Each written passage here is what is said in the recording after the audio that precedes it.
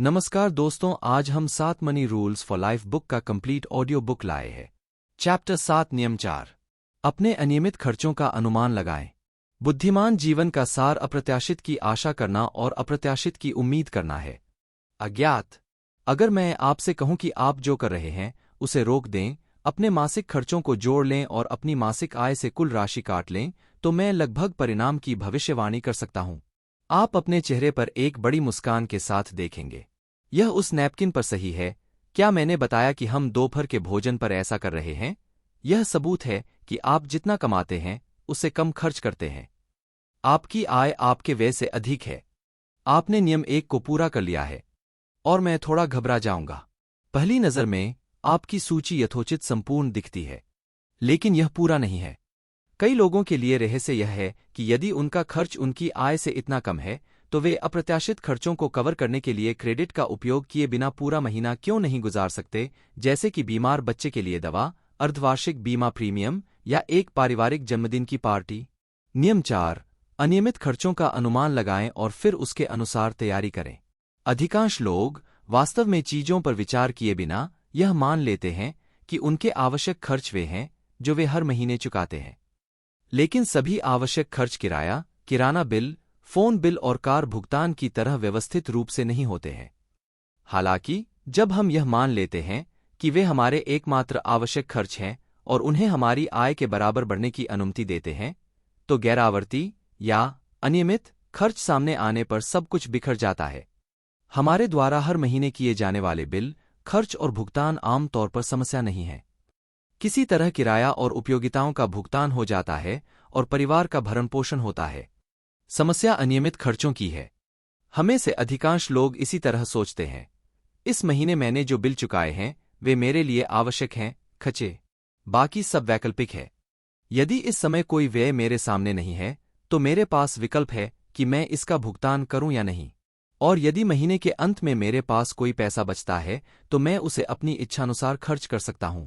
गर्मियों के बीच में हमें से ज्यादातर लोगों के दिमाग में आखिरी चीज क्रिसमस होती है।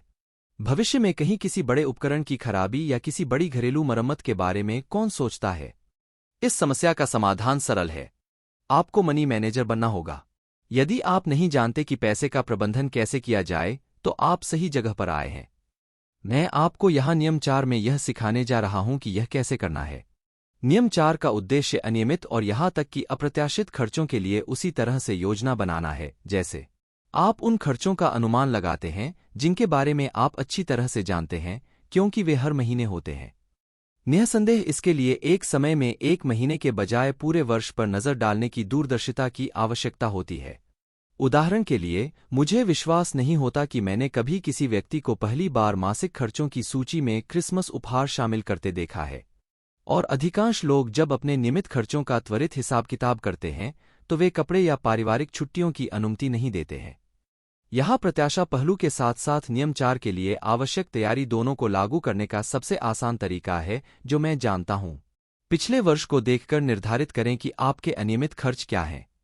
देखना, यदि आपको मेमोरी जॉग की आवश्यकता है तो अपने क्रेडिट कार्ड स्टेटमेंट और चेकबुक रजिस्टर के माध्यम से आपके पास कार की मरम्मत, बीमा, ऐसी पॉलिसियां जिनका भुगतान मासिक नहीं बल्कि त्रैमासिक या वर्ष में एक बार किया जाता है, ग्रीष्मकालीन शिविर, मौसमी खेल और शायद संपत्ति कर जैसी चीजें आने की संभावना है। कपड़ों पर एक अनियमित खर्च हो सकता है जिस पर आपको विचार करने की जरूरत है। इसके बाद अप्रत्याशित खर्चों के बारे में सोचें। यदि आप सचमुच ईमानदार हैं तो संभवतः इतने अप्रत्याशित नहीं होंगे। आप नहीं जानते कि वे कब हमला कर दें। एक उदाहरण आपके ऑटोमोबाइल टक्कर बीमा पर कटौती योग्य होगा। मान लीजिए कि यह प्रत्येक वर्ष $200 है। इसके लिए आपको किन संभावनाओं की आवश्यकता होगी? हम आशा करते हैं कि यह किसी से भी पतला नहीं होगा, लेकिन किसी मामले में क्या यह जानना अच्छा नहीं होगा कि पैसा सुरक्षित रूप से रखा हुआ है? यदि आपके पास पालतू जानवर हैं तो संभावना बहुत अच्छी है कि आपको भविष्य में पशुचिकित्सक बिल देखने को मिलेगा। पिछले वर्ष आपके पालतू जानवर की लागत क्या थी? क्रिस्टल बॉल की अनुपस्थिति में आप उम्मीद कर सकते हैं कि आने वाले वर्ष में वे समान हो जाएंगे। निःसंदेह हमारे सभी अप्रत्याशित और अनियमित खर्च इतने गंभीर नहीं होने चाहिए। अगर आप किसी सालगिरह के लिए कुछ विशेष योजना बना रहे हैं या फर्नीचर के एक टुकड़े को बदलने या अपने शयनकक्ष में सजावट को उन्नत करने की योजना बना रहे हैं, इसके लिए भुगतान करने के लिए पैसे ठीक समय पर आसमान से गिरने की संभावना नहीं है। इससे निपटने का तरीका पूर्वानुमान लगाना है। मैं आपको यह नहीं बता सकता कि नियम 4 आपके जीवन में क्या आनंद और स्वतंत्रता लाएगा। पहले से अनुमान लगाना और फिर उसके अनुसार तैयारी करना अपने साथ परिपक्वता की भावना लाता है। आप एक जिम्मेदार वयस्क हैं, लेकिन इसके लिए अच्छी योजना के बाद दृढ़ता की आवश्यकता होती है। यहाँ एक योजना है।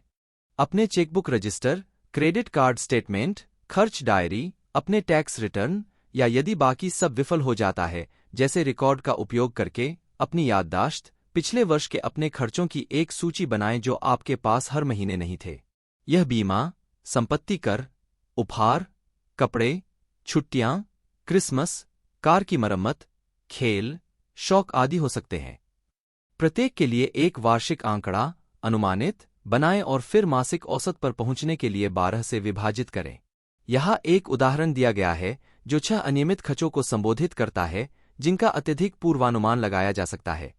इस परिदृश्य को देखते हुए तदनुसार तैयारी करने का तरीका $522 को नया मानना है। निश्चित मासिक व्यय। नियम 2 का संदर्भ लें और दूसरा ऑनलाइन बचत खाता खोलें। एक बार जब आपके पास एक खाता हो तो ठीक है, आपने एक खाता खोल लिया है।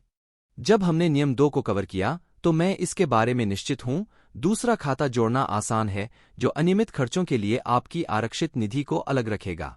इसके बाद प्रत्येक माह $522 की स्वचालित निकासी बनाएं या इसे आधे में विभाजित करें और इस पैसे को अपने चेकिंग खाते से स्थानांतरित करने के लिए 2 स्वचालित आदेश दें।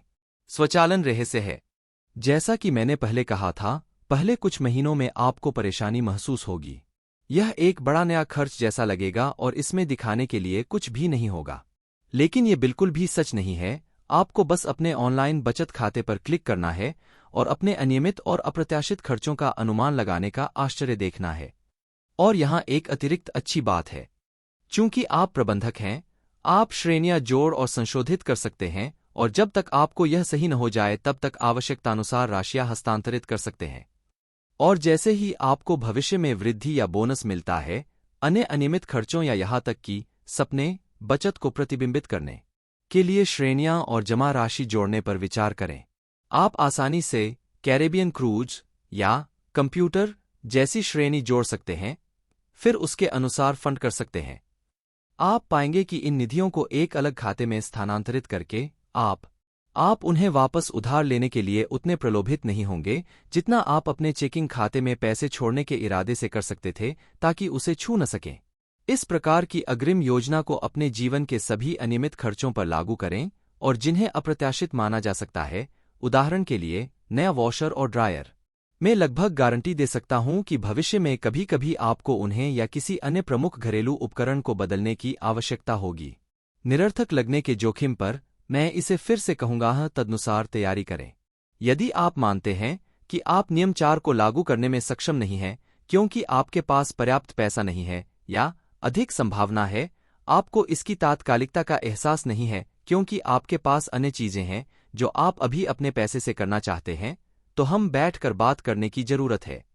आप ऐसा व्यवहार कर रहे हैं जैसे कि आपके ऑटो का रखरखाव वैकल्पिक है, या यदि आपके पास थोड़ा कम है तो आप अपने बीमा का भुगतान करना छोड़ सकते हैं। यदि आपके पास अभी आने वाले खर्चों के लिए पैसे नहीं हैं, तो आप क्या सोचते हैं कि अगले महीने आपके पास यह होगा? ऐसा नहीं है कि आपके पास कोई विकल्प है कि आप अपनी कार का रखरखाव करें, अपने संपत्ति कर का भुगतान करें या कपड़े खरीदें। लेकिन आप कार चला रहे हैं, आपने कर चुकाया है और आप काफी अच्छे कपड़े पहनते हैं। वास्तव में आपने ऐसा कैसे किया? आप किसी तरह पैसे लेकर आए और संभवतः आपके पास कुछ युद्ध के निशान या क्रेडिट कार्ड भुगतान हैं जो आपको यह याद रखने में मदद करते हैं कि इसे करने के लिए आपको कितनी परेशानी का सामना करना पड़ा। यदि आप अपने अनियमित खर्चों को क्रेडिट कार्ड से कवर कर रहे हैं, तो यह एक बड़ी समस्या है। अपने अनियमित खर्चों का अनुमान लगाना बहुत महत्वपूर्ण है। इसे किसी चीज के रूप में पेश नहीं किया जा सकता। आप झेल नहीं सकते। आप ऐसा न करने का जोखिम नहीं उठा सकते। मेरा सुझाव है कि आप न्यूनतम श्रेणियों के साथ शुरुआत करें, उन्हें अपने सबसे आवश्यक अनियमित खर्चों तक सीमित रखें। उदाहरण के लिए, आपका संपत्ति कर बिल 3 महीने में देय हो सकता है। यह जरूरी है। वह आ रहा है। इस मद के लिए धन संचय करने के लिए आपको अनेक क्षेत्रों में अपना खर्च कम करना पड़ सकता है। चाहे कोई भी बलिदान हो, चाहे उसे जारी रखना कितना भी कष्टदायक क्यों न हो, नियम 4 को लागू करना आपकी जिंदगी बदल देगा। यह आपके वित्त और मन की शांति के लिए आपके द्वारा किए गए सबसे अच्छे कामों में से एक है। धन प्रबंधक यही करते हैं। वे पैसे का प्रबंधन करते हैं।